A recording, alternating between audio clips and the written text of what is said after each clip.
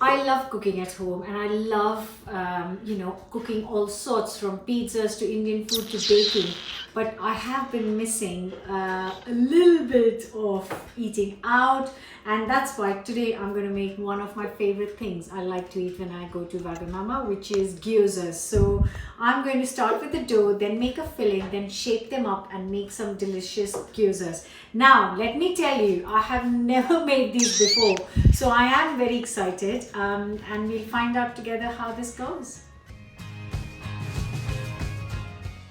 Here I've got 240 grams of bread flour or strong white flour, and I have got half a teaspoon of salt in this, and I've got 120 ml of water here, and I'm just using chopsticks, and I'm going to slowly add it and mix it up.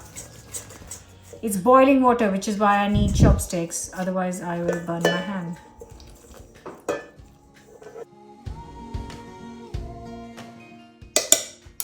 Just going to check if it's enough water. I think I just need a tablespoon more of the bottom bit.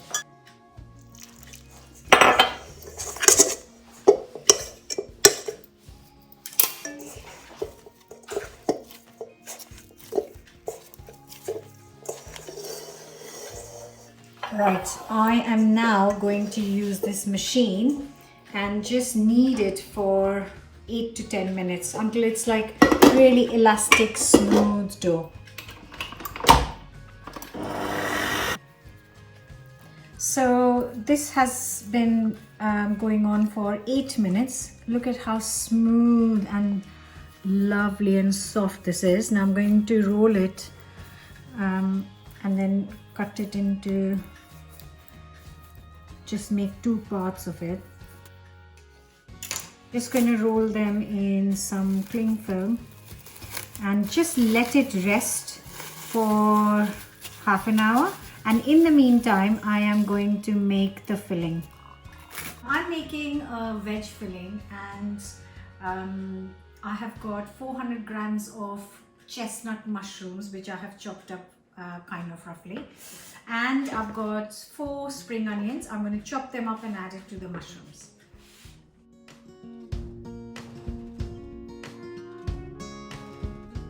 I'm also going to grate in 2 garlic cloves and a little piece of ginger into this mix.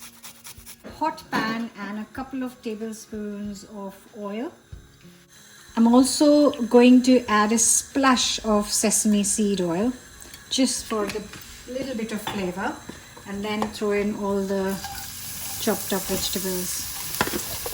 Now I'm going to cook this on high heat until everything has cooked through and softened up.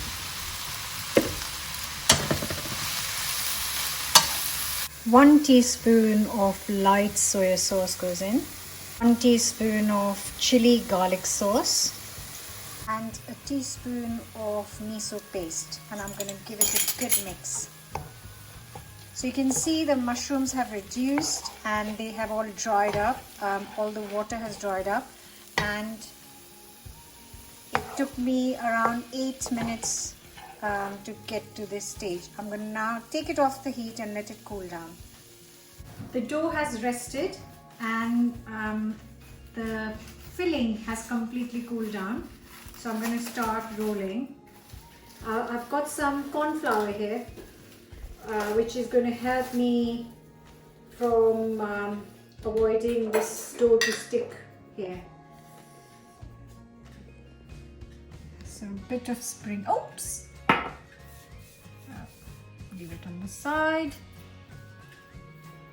And then I'm going to divide this into 12 portions. So let's see. So there, and then 3.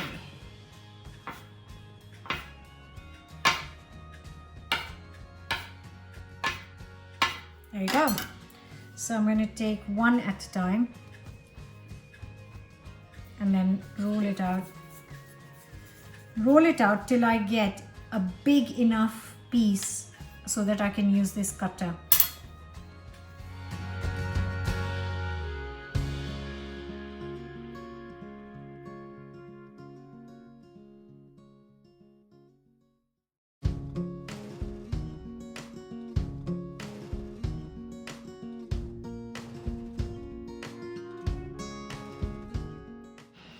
I'm just going to place this on the side. So I'm going to put some flour so it doesn't stick. And I'm just going to use the same thing to just so that it doesn't dry out. And then I'm going to repeat the same with all the other rolls.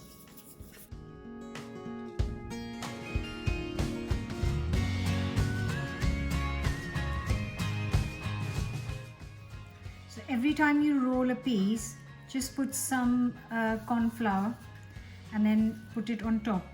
Because you're using corn flour, it will prevent it from sticking to each other.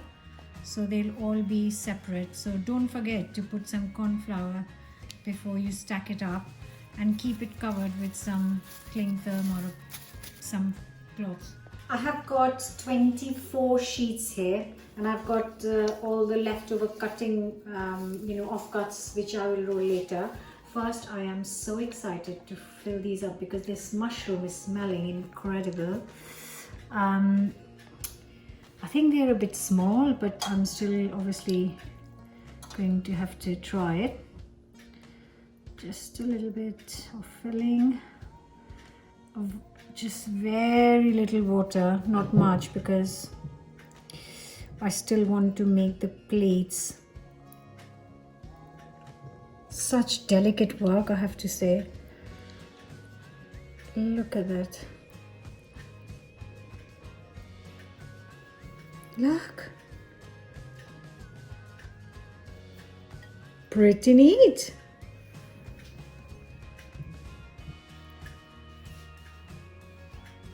So another one.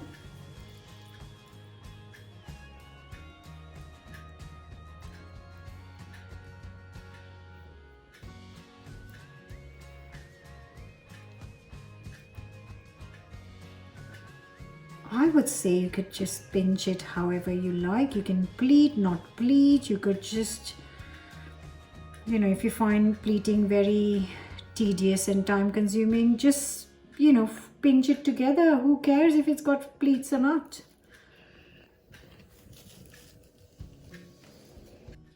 Like I said in the start of the video that I'm making these for the first time myself. So I had a little bit of a disaster in between. All my sheets, other than 5 of them, got stuck because I didn't use enough corn flour in between sheets, and that was quite important. So I have mushed the dough all together, and now I'm rolling them again. The only thing is now I'm not using a cutter, so because I can roll chapatis in my sleep. I can roll really nice round shapes, so I'm not using a cutter this time. I'm just taking small portion and rolling these out and filling these, and they're looking pretty good. But basically, lesson learned.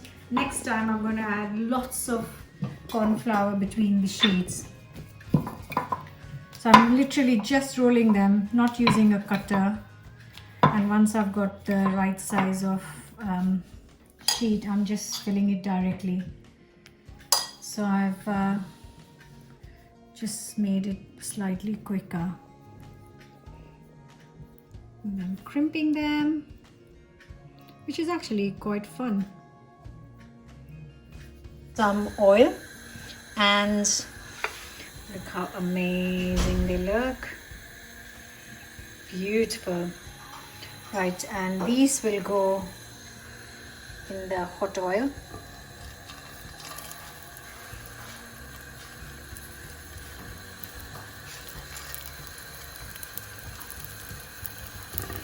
So I'm going to cook them in 2 batches.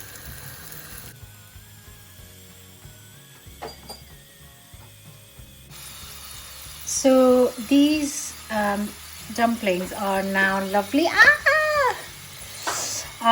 These dumplings are really nice and golden, as you can see from underneath. I'm just going to pour some water on this now.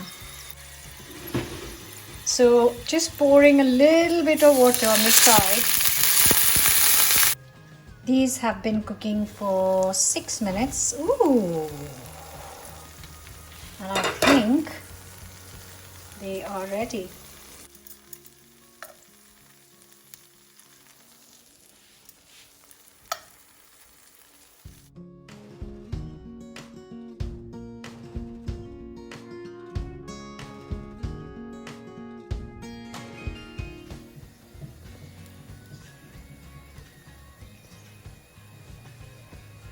And I've just made a quick dip with some soy sauce, vinegar and chili. Gonna enjoy it with the dip.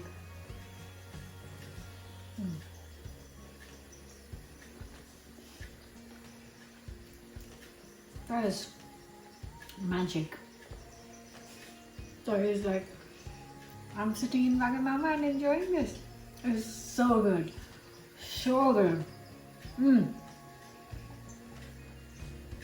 Amazing. I do hope you're gonna give this a go. Give us a thumbs up, comment. Come back tomorrow for a brand new recipe. Enjoy them when they're just made, because that's when they will be best. Oh, the dip is lovely as well.